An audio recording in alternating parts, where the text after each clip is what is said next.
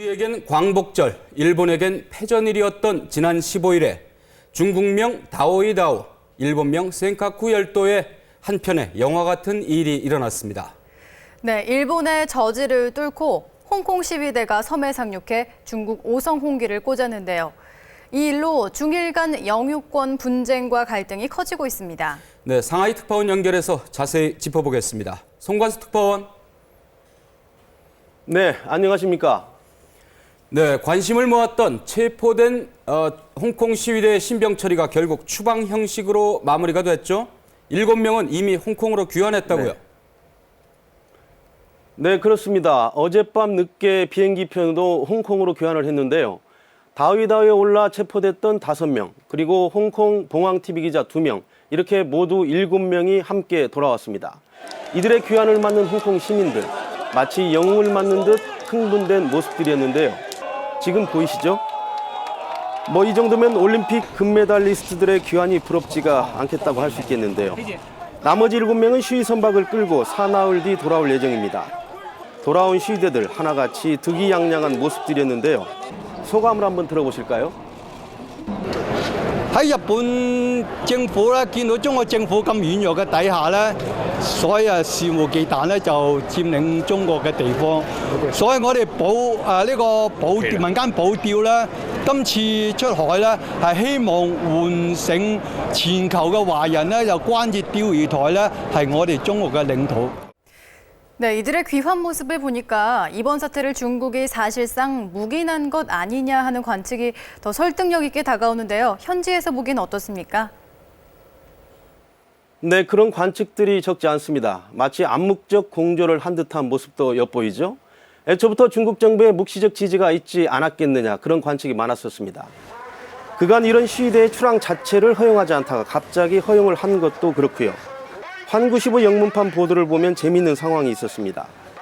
홍콩 해경이 시위 선박이 출항을 할 때 승선을 한 뒤 검문을 하면서 출항에 문제가 있다, 이렇게 말을 하자 시위대들이 모두 기관실로 들어갔습니다. 그리고 문을 잠그고 나서 경찰을 향해서 너희들은 일본 경찰이 아니다. 너희들은 중국 경찰 아니냐. 왜 우리를 가지 못하게 하느냐. 이렇게 외치자 해경들이 머뭇거리다 배를 내려갔다는 얘기거든요. 참 묘한 상황이죠. 또 홍콩의 행정장관을 비롯한 거물급 정치인들이 이들 시위단체의 거액을 지속적으로 지원해왔다. 이런 보도가 이어진 것도 상당히 주목할 대목입니다. 손 특파원, 일본 쪽을 한번 볼까요? 네. 일본은 현재의 국제법으로 보면은 자신들의 영토를 침해당한 꼴이 됐는데 자존심도 많이 상하고 또 기소를 하지 않은 것에 대한 논란도 있을 것 같아요. 그렇습니다. 속으론 끓지만 안으론 자제하는 그런 모양을 보이고 있는데요. 야당은 중국 측 선전에 이용만 당했다, 이렇게 비판을 하고 있습니다.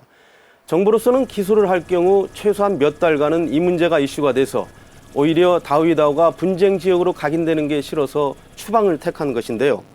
야당에선 어떻게 상륙을 막지 못했는지, 또 왜 기소를 안 했는지를 강력히 따지고 있습니다. 일본의 대표적인 우익 인사죠. 다위다오를 아예 매입하겠다 해서 중국의 거센 반발을 불러일으켰던 장본인 이시하라 신타로 도쿄도지사의 이번 사태를 보는 평을 한번 들어보시겠습니다. 総理も言ってる通りね、法律のとってね、とにかくその不法入国だから、しかも事前に通告してた。これは確信犯だからね、粛々とね、なんていうのかな、裁判にかけたらいい。やっぱり総理は自分で言ったらいいよ、尖閣諸島にね。 네, 체포된 시위대를 풀어주었다고 갈등이 끝날 것 같진 않은데요. 이번 영유권 갈등 어떻게 전개될까요? 네, 전망이 만만치가 않습니다. 일본이 기소 대신 추방을 선택한 점에서 보듯 말씀드렸듯이 정부 차원에선 자제 분위기가 역력합니다. 그러나 민간 차원에서 일고 있는 항의 시위, 반중 반일 시위를 지켜봐야 할 것 같습니다. 또 한 가지는 이번 사태에 이르기까지의 경과를 살펴보면 악화일로 가능성이 크다는 걸 알 수가 있습니다. 지난 4월 이시하라 도쿄도지사의 다위다오 매입 발언 이후 중국 여론이 들끓었고, 또 이후 중국이 남중국해 영유권 분쟁을 정리하겠다며 싼사시를 만들고 군대 주둔 방침까지 밝히자 일본에서 자위대의 센카쿠 열도 투입을 들고 나왔었거든요.